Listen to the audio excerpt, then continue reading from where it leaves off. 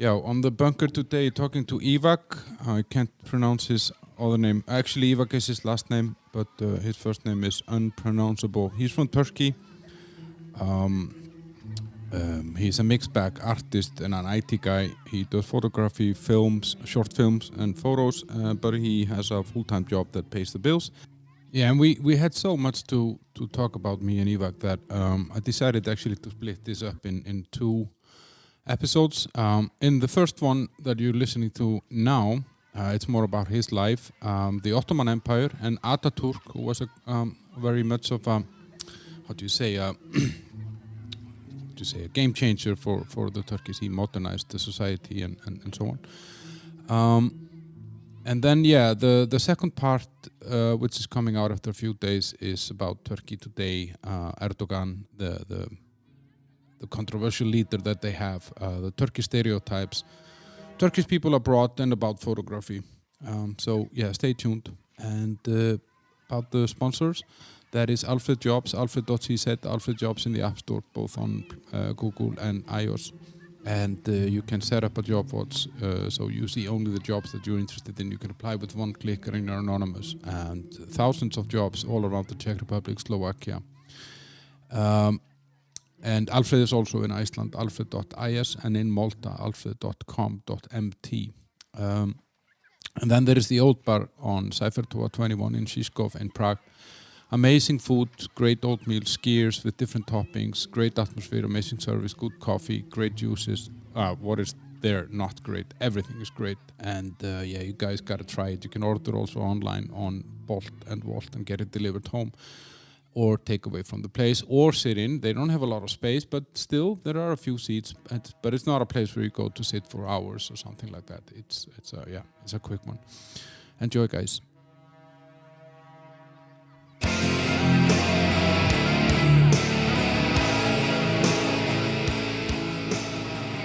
Okay, on the bunker today I have Ivak.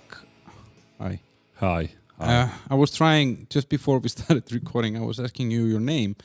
And you told me actually Ivak is your last name, right? Yes, that's correct. And your first name is something that nobody can pronounce. Yes. So my name is in full is Cagil Ivak. Cagil Ivak. Cagil Ivak. Cagil has three letters that don't exist in the English language. First is Che, but you can represent it with C and H. Che, Cha. And then there is G, but the G is not really G. Cagil. So this is a letter that only exists in Old Irish language and Turkish. It's actually the same with Erdogan. It's not Erdogan, as many people say. It's Erdogan. It's G, but it's soft G. So then it makes my life quite difficult because I worked in many foreign multinational companies, and in one company there was a French lady who was calling me Chai, which means tea in Czech language. I used to be friends with who is now head of Pirate Party now, Ivan Bartosz. He used to call me Chucky, to be short. And like it doesn't work, so everyone calls me, including my wife, everyone calls me Ivak. So you basically go by your last name? Yes, I do that. Okay, I think I'll stick to that. I don't think I can pronounce the other name. But you kind of gave it away. You said that the letters exist in Old Irish and Turkish. Yes. And you're Turkish. Yes, I am Turkish. But why do you have an Irish letter in your, or what's the where is the connection? Maybe I said it wrong. It exists only in two old languages. One is Old Irish, one is Old Turkish. So still in modern Turkish it exists. So it's difficult for foreigners because the letter is Can but, you but pronounce is there an Irish influence in the Turkish language? Do you no, know, is there a connection there? No. Or wait a second. I don't know. There can be why two same letters exist. Maybe the opposite is true. Maybe there is some Turkish in Irish. Yeah, for example, for this Scottish instrument, the bagpipe. Yeah, they say that it actually is from the east and the coast of Turkey, a city called Trabzon. It was first invented there, so maybe there is some relation between that island and the coastal towns of Turkey. I don't know. I'm not a linguist. No. When I was doing my investigation on you, my very brief investigation, then I found out that like I can call you a photographer, actor, filmmaker. You were a math prodigy. You're in IT. But if you were asked now, what are you? Then what are you? I would say I'm a photographer and filmmaker because that's cool. Yeah. But that doesn't bring money yet, hopefully. So I have a 9-to-5 job. And so I work in IT business. I work in a multinational company in Prague. I'm actually a manager of engineers, mostly aged over 40, who are quite senior in their job, very good engineers. So I'm working with such a team now. But that's what brings money. But my passion, I would say, is more in arts, photography and filmmaking. And we're going to come to that later. But you were an actor back in Turkey. I mean, you were acting in theater and things like that, right? That is correct. At a very young age, at the age of 15, I think, I started acting. My first role was in a theater play for children where there were all these kind of diseases. And I played plague. The plague. Plague. Oh, so great. yeah, that's one. And my mom sewed my costume from the curtains, in the old curtains, which she was planning to throw when I was going. So at the age of 15, I started acting. Then I believe that I loved acting. For 10 years, I was an actor. I continued in my university years, even later on. But then life threw me to Prague, and at the age of 26, I came here. There, I quit acting because in another country with a different language, I wasn't brave enough to act in a different language. Yeah, it's difficult, especially the Czech language is not the easiest language in the world to learn. Yes, but there are also native English-speaking theater groups in Prague. I know at least 3-4. But on the other hand, for me, acting in a non-native language, I didn't want to do that. So you're born in Turkey in a town called Bursa. Yes. Where is that? Bursa is next to the Marmara Sea, which many people don't know. They say, what sea is that? People know Black Sea. People know Mediterranean Sea. In between them, there is a small sea where a lot of things in Greek history and Greek mythology happened, let's say. So Bursa is on the coast of the Marmara Sea. It's actually the first capital of Ottoman Empire. And it is built next to a huge mountain, over 2,000 meters, like 2,000 meters. So, contrary to many people's opinion that Turkey is an eastern country with we very hot and everything, I actually grew up next to a mountain. But because it was the first capital of Ottoman Empire, there are graves of the guy who is Ottoman, who built the Ottoman Empire and named the empire after himself. I don't know why. So his grave is there. And it's quite a religious, conservative city on one hand. On the other hand, it's also a very industrial city. In the last 80 years, especially auto car industry came there. Renault has a factory. Fiat has a factory. These Italian, French companies. So there is a little bit diverse culture in the city. There are a lot of conservatives. For example, there was a big earthquake in Turkey in 1999. It was a big thing, like a lot of people died. Luckily, in my city, I was there when it happened. It was big. I was on the 5th floor, and we escaped from the flat at 2 a.m., 3 a.m. It was a big deal, but no one died in all the city. I think just a couple of people were injured because they threw themselves out of the window because they were afraid. But it's a big city. It's 2 million people, right? 2 million people. And no one died. What I'm saying is people believe that the old religious figures woke up from their graves, and that night there are a lot of people who say that they witnessed it. They went to newspapers. They said that I saw it with my own eyes, that the religious figures woke up and they prayed to God and they saved the city. So there are on one hand a lot of religious people like this in the city. On the other hand, a lot of more westernized people, a little bit richer, maybe culturally more Western. So I grew up in that big city. Mm. And talking about the Ottoman, I mean, that's like, I think what historically is the glory days of Turkey, if you can say. I mean, like, or at least in known history. And I mean, that's a time period that over like 6 centuries, from the 14th to the 20th century.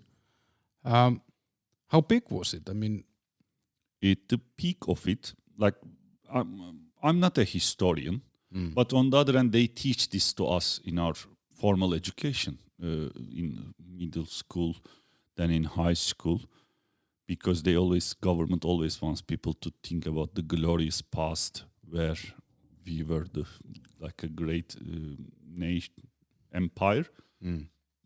At its peak, Ottoman Empire, we say that Mediterranean Sea was our lake. Because That's all a the very big countries statement, around the Mediterranean Sea, I think except Italy and Vatican and that area, and maybe parts of Spain, were really part of Ottoman Empire. This is at its peak. On the other hand, this is not very, very old history. Just go back, how many? 80 years, okay, 80, 90 years. So Jerusalem was a part of Ottoman Empire. Odessa in Ukraine was a part of Ottoman Empire. So these two cities were in the same country. The first president of Israel actually graduated from Istanbul University in Turkey. Because from Jerusalem, he went there for University Istanbul. And we are speaking about very, very early, like recent history. So yeah, up until 100 years ago, it was still big. Of course, they lost the Balkans and everything. But at its peak, the Mediterranean Sea, they teach us, was our lake. And we were going there for swimming.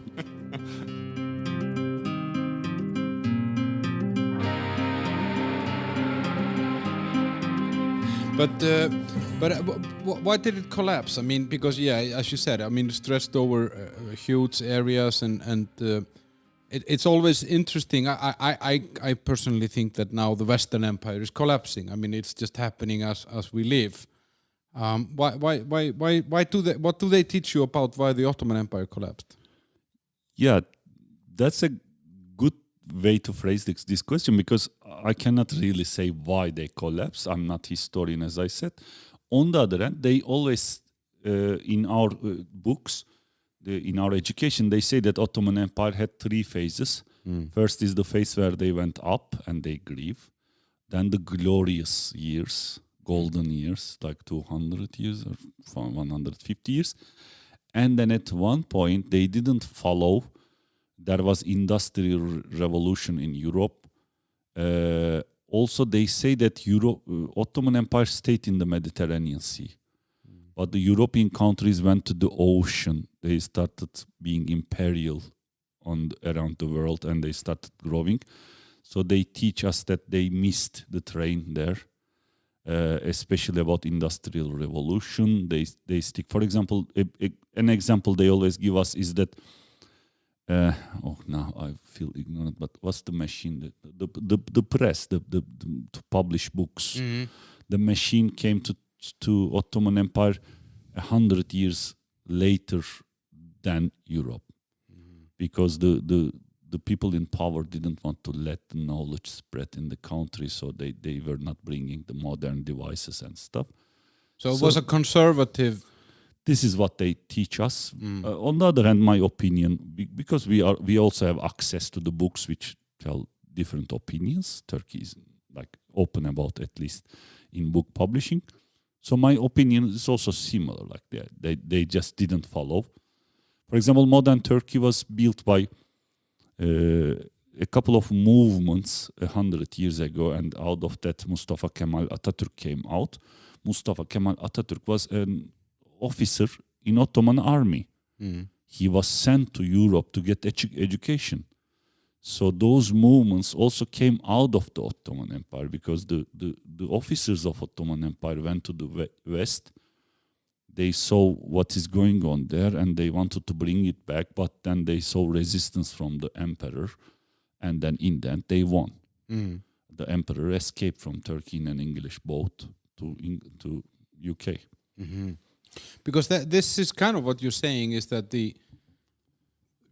you would actually think that with an empire that stretches over so much land and has access to, because you have touch points to every direction. You have people to the east of you have people in North Africa, you have people in Europe that then, so you don't have a border to just one culture or one country. So one would think that actually it would be the other way around, that you could take in all the information from all the different directions, all the different cultures, and you could, I don't know, take the best out of everything. But what you're saying is that they were actually thinking, no, we want to keep it as it is. We just want to be conservative. I, again, will speak with limited knowledge. Let's admit that. But again, my knowledge is a common man's knowledge in Turkey, who is maybe a little bit more educated than common man, who is reading a couple of more books and questions some stuff. I would say that the West generally depicts Ottoman Empire as like this cruel empire which did terrible things. But all the nations under Ottoman Empire built their own countries 300 years later. They didn't do what the Europeans did to the people in America, South America, like they didn't do it. They preserved, the culture is preserved, the religion is preserved. I'm not saying that Ottoman people in power did this intentionally, but on the other hand, it was a different empire. It went to places, I think they cared more about the money, the taxes that they collect in those places. And also they had this system that they were, how it's called, I don't know in English, I know the Turkish word, but they were going and taking children. If they see talented children, they were taking them and giving them education in Istanbul, and they were using them. So most of the important figures in Ottoman history are actually from Christian States, origin, another origin. The Romans did the same, actually. They took Germans and Now, when you say why they didn't learn from others, there I am not very sure. But what I know is at the peak of the empire, there were really emperors that you can respect. For example, there was Suleiman, who is said to speak 6 languages, who would read old Greek books to learn about Greek culture. So there were also such emperors at one point. But then after one point, it became very ridiculous. Like, because you have to follow it goes to the son and then his grandson. Yeah. So now sons started killing each other. That's a big thing. Yeah, to get the power. So there are most of the kings, emperors in Ottoman Empire, they actually killed like 35 people or something to get to the even like job. 2 years old brother. Yeah. And then at one point it became very ridiculous because there is just one son left and who is, I don't know if it's the right word, but mentally retarded a little bit, right? He has to be if he killed 35 people to get the job. That is another, that's correct, but that's another part. But also there are known emperors who are like, who were crazy. There was one emperor who is known that he would go out at night. You cannot drink in Istanbul because of the law of emperor, but he loves drinking and he would go out and throw money in bars, gold, hidden bars, underground bars, and drink with the people, common people. In history, says our formal history says he's crazy. I don't know. Then maybe later on, maybe he was just an alcoholic.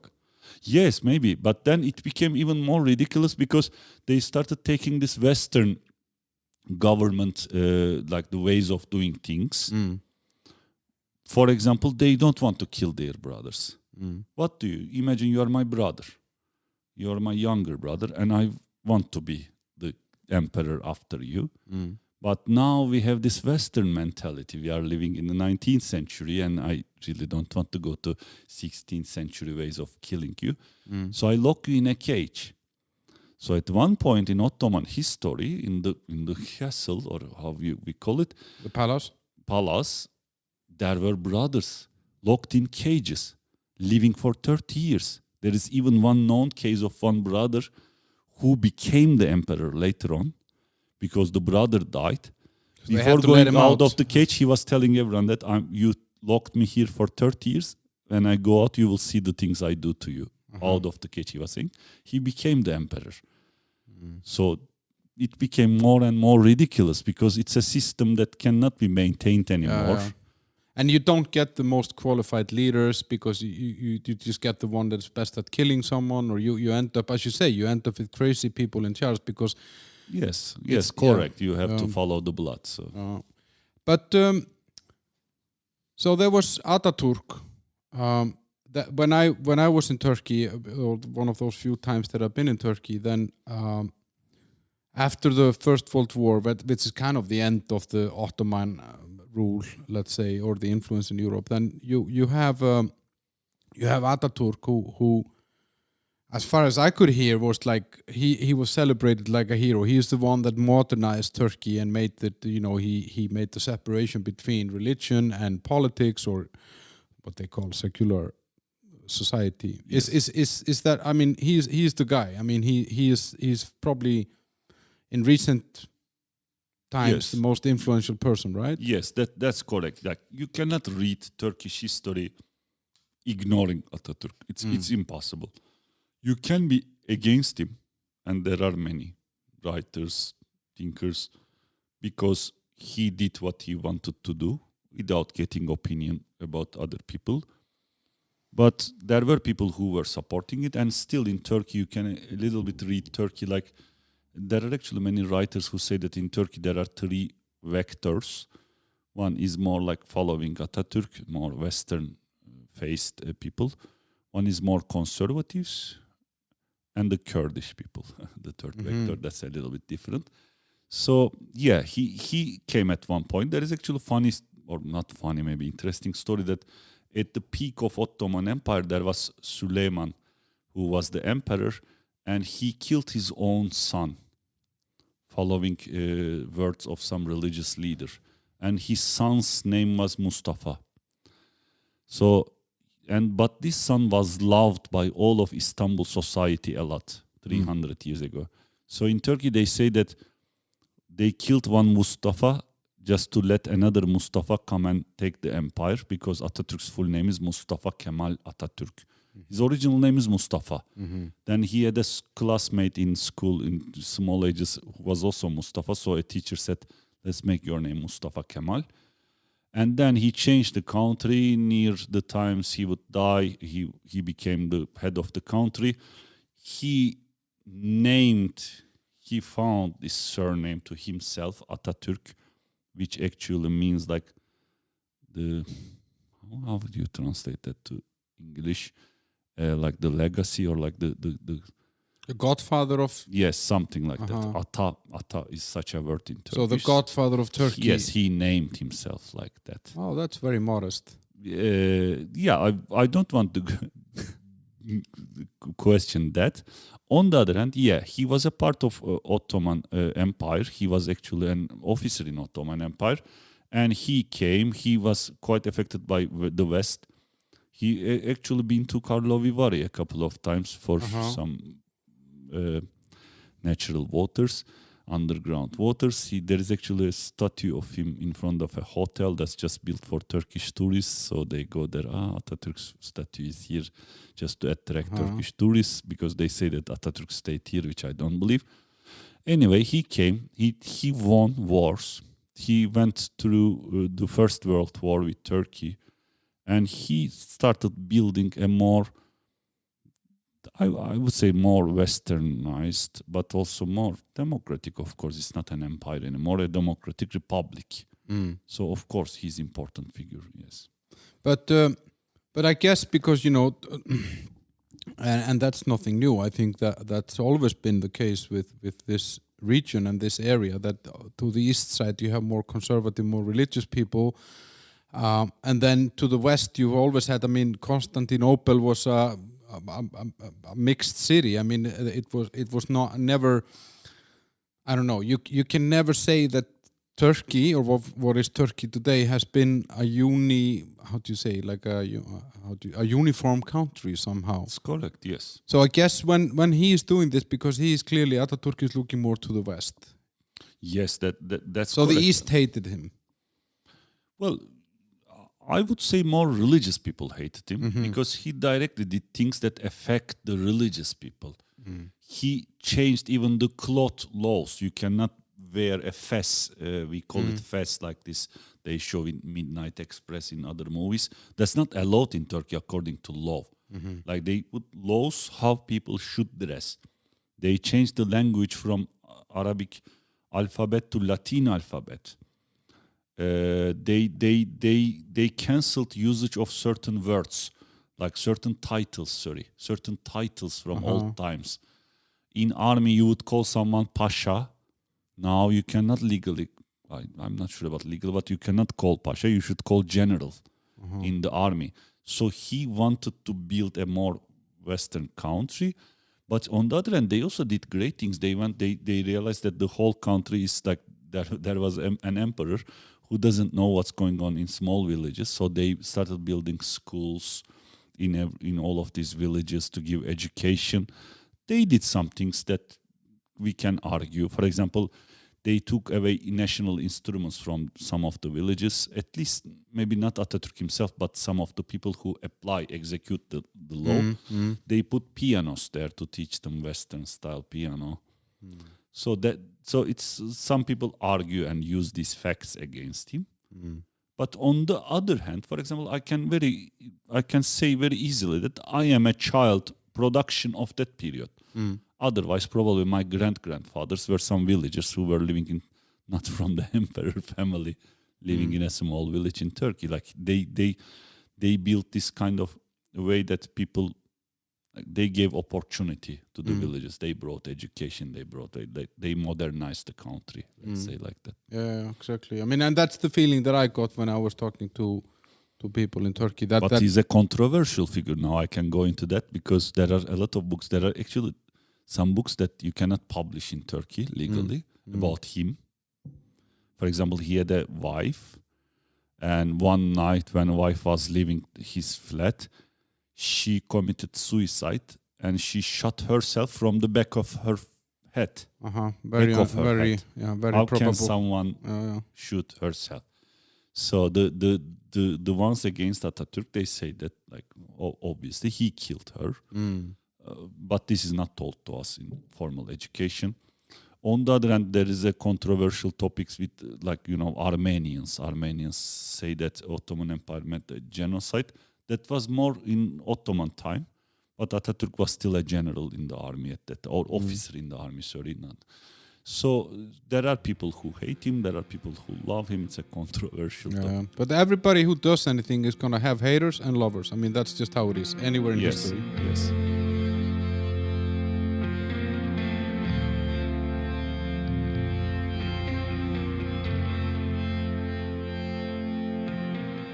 Going back to maybe a little bit yourself, what kind of, you're from Bursa, 2 million people, what kind of family are you from? I am from, for Czech Republic, quite a controversial thing maybe, but I'm from first of all, a socialist family.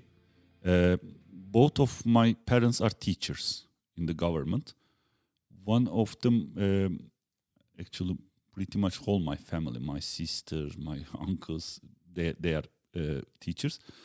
So my mom is originally, after the World War, people moved from other countries to the new Turkish Republic. So my mom's side, they moved from Greece to Turkey. They are from the West. Their mentality, everything is more Western. Although they live in a village, not in a city, so they're not city people. But my father is from the east of Turkey and from originally a Kurdish family. Like his mother is Kurdish, his father is Albanian. So there was a little bit clash in my family.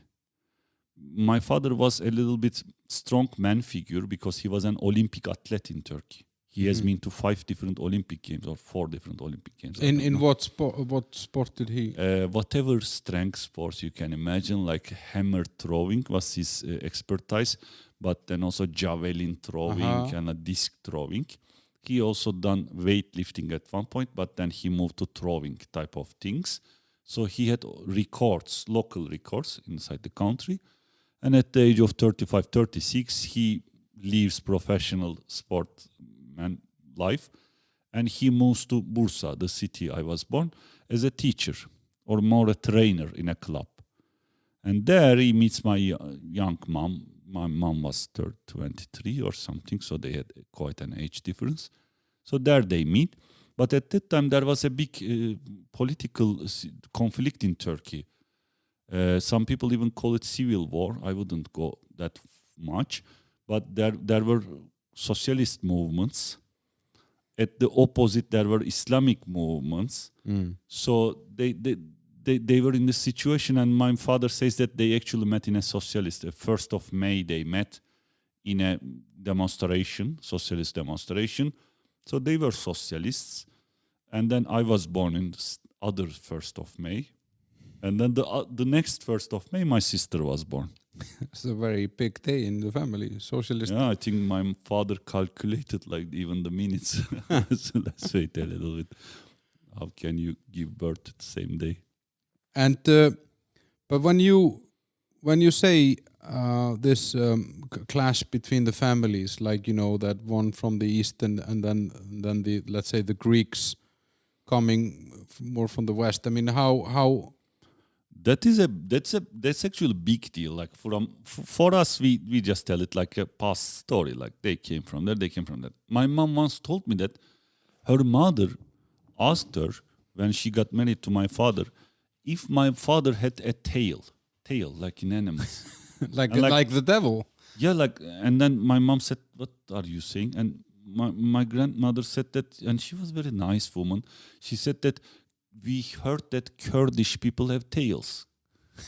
So, and then my mom even got letters from her uncle, who was a teacher in a school, saying that these are from the East. We should not mix in our family with these people at the East.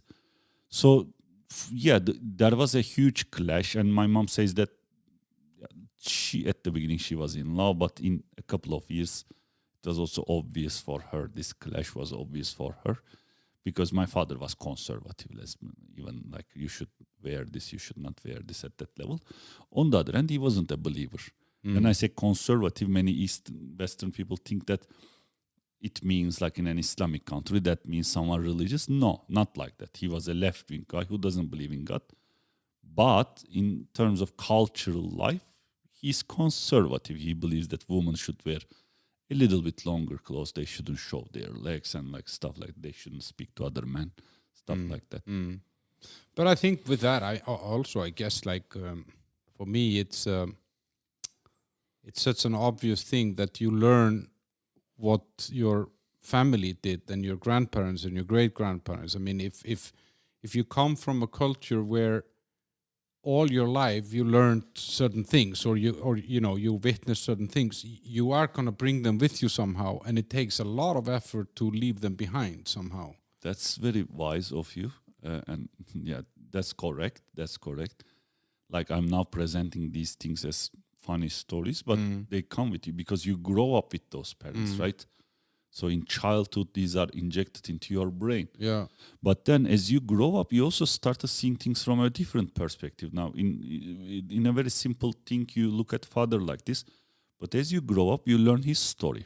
By the way, my father died when I was very young. Like I was 14 years old, he died. But later on, I started learning that at a very young age, like let me tell it like this. After the First World War, an Albanian engineer comes to Turkey to build railroads for the country. And when he goes to the east, he falls in love with a Kurdish lady in a village. So they make sex, and then they have 3 children. And then this Albanian engineer takes her back to the west of Turkey, in a coastal town called Smyrna, in the west. And they grow up in a villa with like people working in the villa. But then this guy brings another lady to the house, another woman. So my grandmother cannot accept this. So she says that fuck you and I'm going back to my village. And she takes 3 children, goes back to the village. But when she's back in the village now, she has all these luxurious clothes from fox leather or whatever it is, I don't know. And then people don't want to communicate with her. They call her with bad names in a small Kurdish village. So she starts suddenly living in this very, very small house with just one room. In the same room there is toilet because my aunt remembers it. Still my aunt is old. And then after a point, one guy in the village says that I love you, I want to get married with you. Okay. But they start flirting, but then this guy tries to kill the brothers. Because I said 3 children. There are 2 brothers and 1 sister. And the brothers, he really hates them and he does everything to kill them. Why? Because after one point, the first brother escapes. He says that I'm already 15 years old, I will go. And then my father and her and his sister stays. And then this guy sends my father to a market or whenever there is snow outside, he sends barefoot to the market. Obviously tries to kill him. So my father also says, fuck you, I will leave this house. So at the age of 13, my father leaves the house. Then later on, I learned that my aunt actually got married to this guy's son from previous relation. That's why he was treating my aunt well, because he wanted to marry his small son to my aunt. Then at the age of 12, suddenly my father is homeless. What do? He follows some information that his brother who escaped before is living in another city. So he goes there. He cannot find. Okay. Then he finds a job in a bakery. So he sleeps at the top of the bakery with even mice, he told me once when he was younger. So he lives there and he earns from bakery and he goes to school. Then one day, while he's going to school, there is an area where people train of hammer throwing. They are hammer throwing and like professional, maybe professional in some club people. They throw the hammers. And the trainer pays some money to the children around to bring back the hammers. Okay. So the one guy throws the hammer and one child who is supposed to bring the hammer back, he throws it back and it goes even further than the trainer. So the trainer is like, wait, is this... And then they find my father because my father was a big man, really big man. So at the age of 14, he becomes a sportsman. That trainer takes him. And then the trainer was a rich guy, so he was very appreciative. My father was of him. And at the age of 16, my father breaks the weightlifting record in Turkey. And then 17, 18, he goes more into hammer throwing, disc throwing, and he becomes an Olympic athlete. So let's go to the beginning. I was more like he's coming from a different culture. He met this. But on the other hand, if you look at his story, and then he becomes 35, he wants to probably settle down. He has been also to a lot of political movements. Yeah, he grows up very young, you can say. I mean, he's 12 years old, homeless. So that's really the point. What you're saying is that when your parents meet, your father is kind of like, okay, now I just want to settle down. Your mom is 23. He was also alcoholic, He was drinking 1 huge bottle, 1 liter of rakı we have in Turkey every night. Now, when I was a child, it didn't make sense. Like, why would you be alcoholic? And I believe he even died because of that. But now, looking from an older age with this perspective, I'm thinking more like, I can understand him a little bit. I don't approve his actions, but I can understand the stuff a little bit more. But how did it affect you to live in a home where your father drinks a bottle of raku every night? Well, for example, we never had guests in our house. Never. Because of this? I couldn't invite a friend of mine until he died. Never. Because there is always a drunk man in the house. And but was he... What kind of drunk was he? Was he just sitting there and drinking, or was he singing and dancing, or... So, yeah, we also drink, so we know types of drunk people. For him, he was a home drinker. He would come exactly at 8 in the evening to the flat, to our house. He was a teacher. And then at 8 his table should be ready, because in Turkey you drink rakı with some, we call them metzes, like some snacks, let's call it. So me and my sister would prepare that. He would finish that in 2 hours until 10, and at 10, boom, he says I'm drunk, and he goes to drink. But then around 11 he wakes up for a piece, and at that point he doesn't see anyone. Like his eyes don't see people. So you can see a naked man going around in the house. But he was he was not violent or anything like this. I mean, he No, he told me that he was violent in his young ages. He even worked as a bodyguard. People even asked him to join the mafia because he was a sportman. But when he got married, he was very, very careful to his children about this. And what about your mom then? I mean, how did she deal with this? It's a big question for me. Like all my young ages, I never understood. Now I'm still in contact with mom. We drink. She doesn't want to speak about those times. But probably I'm also not a woman. I cannot exactly understand. But probably it was a two-sided story for her. On one hand, she loves. She found a man who has been to Olympics. At that time, it was not easy to go out of the country. I'm thinking like why she continued. Yeah, exactly. I mean, but in Turkey, it was at that time it wasn't easy to get divorced for women. Now it's easier. The times have changed, but I guess because of that. And but it must have been tough for you. I mean, if you think about it, that you can't bring kids home to play, or you don't want to bring anyone home. I mean, because you want to hide this, but nobody knew about it, or did you manage to keep it a secret, or? Well, maybe it's also related to my character. I have a sister who's who's crazier than me. She wouldn't give a shit. She would bring kids over, or yeah, she might sometimes. Yeah, she didn't care. They would lock themselves in the room. I was more like I was a little shy to show that. But did you respect him? Because I mean, you're describing a guy that homeless at 12, training, throwing hammers, going to the Olympics. It's for me that's like wow, cool. But no, those stories I learned later when he passed away at the age of 15. I didn't have much respect. No. Because I didn't know those stories at that time. So, but as a kid, you told me that before you were into mathematics. I mean, you were good with that, right? When I was a child, I was very, very good, very, very good at mathematics. And in primary school, even the teacher couldn't solve some problems. I would solve them. Then I went to middle school. There it was a different story because they started sending me to this mathematic Olympics, brain teaser Olympics, like competitions like that.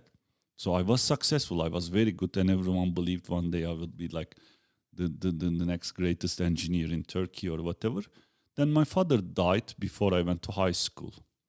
And here high school is not like the Czech language high school. I mean, age was 14, 15. So before university, I mean.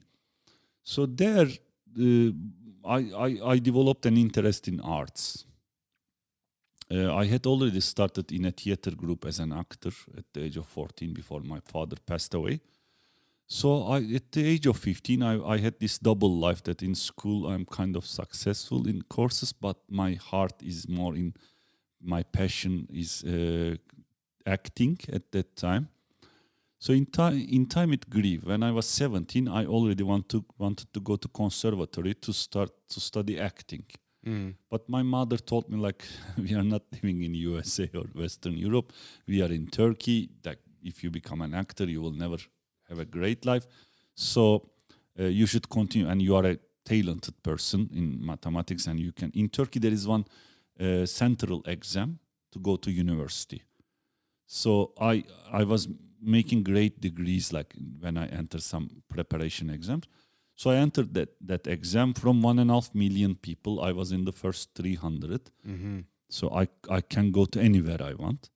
So obviously I chose computer science to study. But as soon as I entered university, I registered to the theater club of the university. Yeah. Normally university is 4 years. I finished in 7 years. Because you were acting. Not only acting, I was involved in many other things. For example, after in university, I also started getting involved in politics. I joined some political groups. Then later on, I started translating books from English to Turkish, especially in politics. Noam Chomsky books. I got very interested in the American Beat generation, hippies. So there was one writer, Richard Brautigan, and I translated one of his books to Turkey. So I was very, very active in many things. And I can tell you that maybe for 4 years or something, I didn't even drink, go to bars, like very actively producing, but no relation with university. And at the end of 7 years, I finished computer science. That kind of defines my life. That's why I still have this dual life. On one hand, I work in a company, I bring money, but on the other hand, my passion is in arts.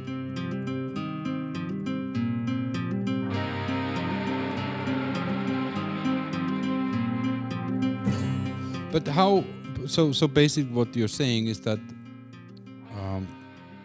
you took the rationale, or your mom told you, listen, you gotta have a real job or a real education. You're not gonna be able to live from doing what you love. I mean, was that hard for you to accept, or you knew it? No, that wasn't hard for me to accept, because this university which I was accepted, it was built by the Americans in Turkey. I already knew that they had a very good theater club, independent. This university had a campus, and like students were mostly independent. So I was excited to enter that university. I went there, and then I'm happy with that decision, to be honest. Like there I could fulfill Both. On the other hand, you may argue the opposite. If I chose one of them and concentrated on one of them, I might have been more successful on something. But I think, like, it's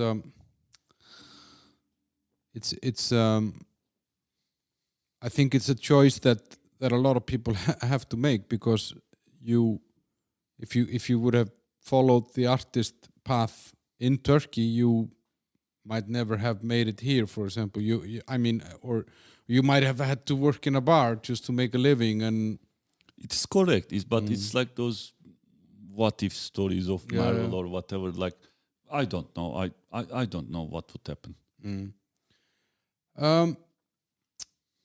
Do you think, like in your case, was it like a typical upbringing? Like where was religion? Where was But how was that in your life? My parents were not religious, let's say. Like in Turkey is a religious country, but not in the fashion that Western people think religious. Because when they think religious, they think of ISIS or ISHID, however you call it, the hardcore religion. It is not like that. Everyone is in their business. They go to work, they earn their money, they come back. But there is a religion built into daily life. For example, let me give you an example. In Turkey, when you have a child, some families have a tradition to bring an imam, which is like a priest. And the imam tells a prayer to your ear, to the child's ear, so that he has a bright future, right? So my father brought an imam, because my father has nothing to do with imams. He's not religious at all. A friend recommended, so he brings an imam. And then this imam comes and sees my father drinking rakı. So he says, can I also have one? My father says, okay, he's imam, but yeah, why not? Okay, one. And then imam drinks, finishes, and he says, can I have a second one? Okay. Third. And then imam finishes all the rakı. And then it comes to praying to my ear, and because he's already drunk, he cannot like really say the words, and my father gets angry, kicks him out of the house. So you have this Eastern culture, religious culture, but it's also mixed with these realities of life, like So I was never religious. It's very interesting. When I last time when I was in Turkey, I was in Istanbul, and I went out for a run, and because I've always been kind of fascinated by the contrast of this country. That and it's a big history and very influential nation in the world, and still very influential in Europe because it's 80 million people or more, and when I was out running I went out running in Istanbul, then I ran past these billboards that had women in bikinis, and at the same time I was reading in the news from my home country in Iceland where the feminists were complaining that women were being objectified and shouldn't be in bikinis. They don't care if men are in bikinis or men are in swim shorts. That's not objectifying, only if it's a woman. But and then I was thinking when I was running there in Turkey, so we have feminists in Iceland fighting about this, a woman's choice to be a model in swimsuits. Yes. And then here I am in fucking Turkey, and it's fine. But I also do know that somewhere else in Turkey there is someone who fucking hates this, right? Yes, because you saw this in Istanbul only. If you go to many other cities, first of all, they are very conservative. They will not let. Second thing is, Turkey is a little bit divided between the more conservative part and the more modernist, how we can call it, part. So there is also a reflex in the modernist part that when you cancel such advertisements, they are afraid that the conservative part is bringing Sharia law or something, So they always oppose it. They push it back. On the other hand, don't we have feminists in Turkey? Yes, we do. Like we have in university. I was with many of them. I had many friends. Feminist friends. But in terms of their voice in public, they are not as strong as in Iceland, I would say. But yeah, it's a truth. Like you cannot do the same in the East. So you told me also, or you said earlier that you were, when you were in university, you were involved in you're translating, you were doing the arts and acting, and then politics. Yes. And you mentioned your parents also being socialists. So I think yes. That's a very interesting thing because I don't think that we connect Turkey with socialism somehow. Yes, that's correct. And especially in the 70s, there was a big socialist movement in Turkey.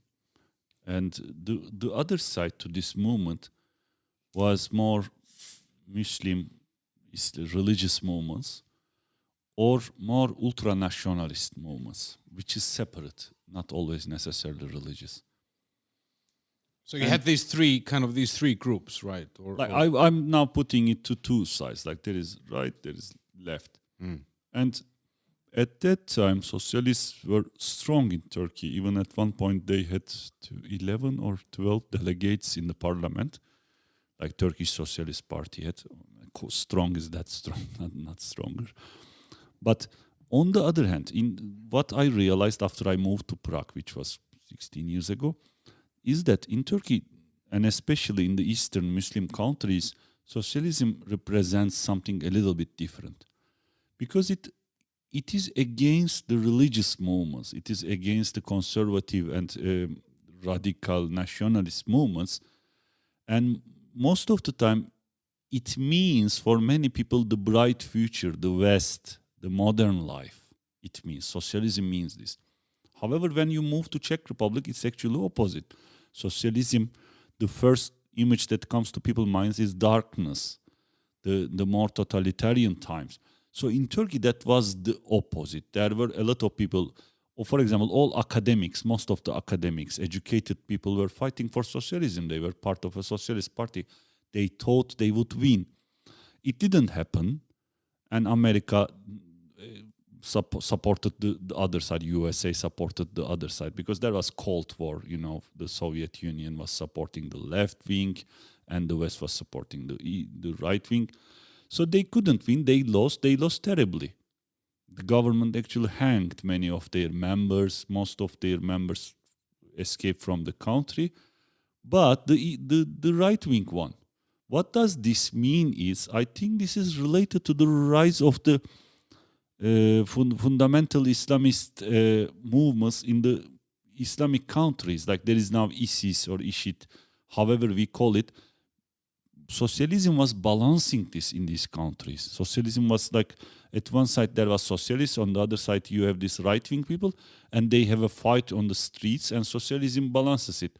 But once you beat one of them and take them out of the game, the other one wins the game.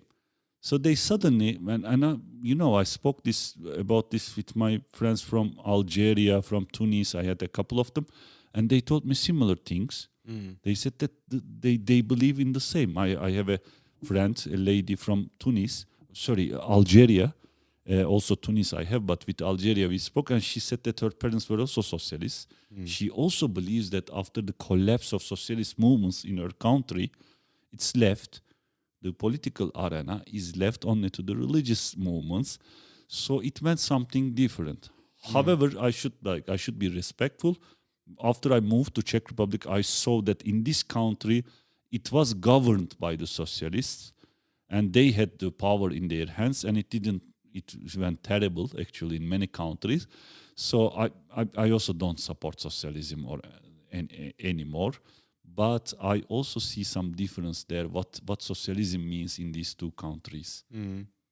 Yeah, it's an interesting thing actually, because while socialism, or as communism, let's call it that. I mean, that's because I think there are many levels of socialism. I mean, yes, you can have a social democrat that's kind of closer to the middle and so on. But it's very interesting if you look at these countries where communism was, then let's say the strictest form of socialism, if you can say it like that, then religion was very kind of low on the priority, and actually was never in bed with the government somehow, and in some countries it was really pushed to the edges.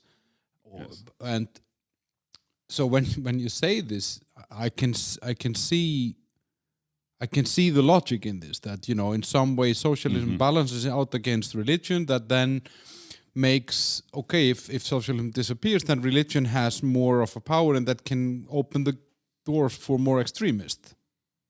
Yes, and also it somehow coincides, maybe not exactly coincides, but 40 years later, but 100 years ago was the time when the empires went down, like things started changing, the nations rose up. And at that time, if you look around the world, you will always see that some type of a leader coming to the top. Be it fascism, Mussolini, Hitler, be it socialism, Stalin, be it none of them, Mustafa Kemal Atatürk in Turkey, because they were building something new. They wanted to build something new. So they went that direction. But in Turkey, especially when they wanted to build the new country, they wanted to build it by like pushing back a little bit religion. So there was that. But in Turkey, the story is a little bit different. Now from here, maybe we can go to a little bit modern politics, Erdogan. For example, in Turkey, they built the country, Mustafa Kemal Atatürk, his friends, that movement, they pushed back religion. So it wasn't allowed to enter a university with turban, this head thing, for up until like 10 years ago or 15. I don't know the exact date. Okay, it was like, it's a Muslim, mostly majority Muslim country we are speaking about. It is believed that 60% of people wear it, but you don't let them go into the university, right? So if they want to go to university, they have to take it off. Yes, and it created ridiculous situations. There were cabins that people were wearing wigs on top of the headscarf. This Erdogan used this a lot to come to the head, because it created a ridiculous situation in Turkey after a while, like this westernized movement, that it doesn't allow religious people to live their religion or do things in public life with their religion. So they were not allowed to go to university. Whenever they have a party that is pushing and can come to the head of the government, that can win the elections, a power like in army and in the law were closing the party completely. So Turkey's 70, 80 years went like this. And once in every 10 years, there was a coup in Turkey. Army was seeing that, oh, it goes in a direction that I don't want, let me handle this. So they go and handle. So Erdogan came in these conditions. Erdogan came like a savior. Really, he was. And when did he come? He's like 15 years ago or something. I think he came like 21. Like first appearance was like 30 years ago. He became governor of Istanbul, and he was successful. I was in Istanbul at that time. Istanbul had a lot of problems. The canalization didn't work. Water, it goes and you don't see water for 3 days. Terrible. He solved all of them. And then after that, he went one upper level. 10 years later, he created a new party. At the beginning, he went on very well with the army and others. Because army was a power in Turkey. That's the army and the law, the people in law that oppress the religious people from entering universities. Like I mean, Ataturk comes from the military side, so I guess already Ataturk back comes, then, but it also went after Ataturk to the completely opposite direction. Like people were seeing Turkey as like, I still remember I was in university. There were these feminist ladies who came from America to give a speech in my university, and they are saying that how in Turkey Islam poisons Turkey and how it's against religion. And all the feminists in our university were like, are you fucking kidding me? Did you read anything about Turkey? And I'm speaking about before Erdogan. Because at that time, problem is not the religion. Problem is those people who are in the power for 70 years, who are actually not religious, but oppressing, others. You can think of them like national socialists, but that will be a far. Yeah, and this is the end of part 1. Part 2 is out in a couple of days, where we discuss more about Turkey today, Erdogan, and Turkish stereotypes, photography, and a lot of different stuff. Stay tuned.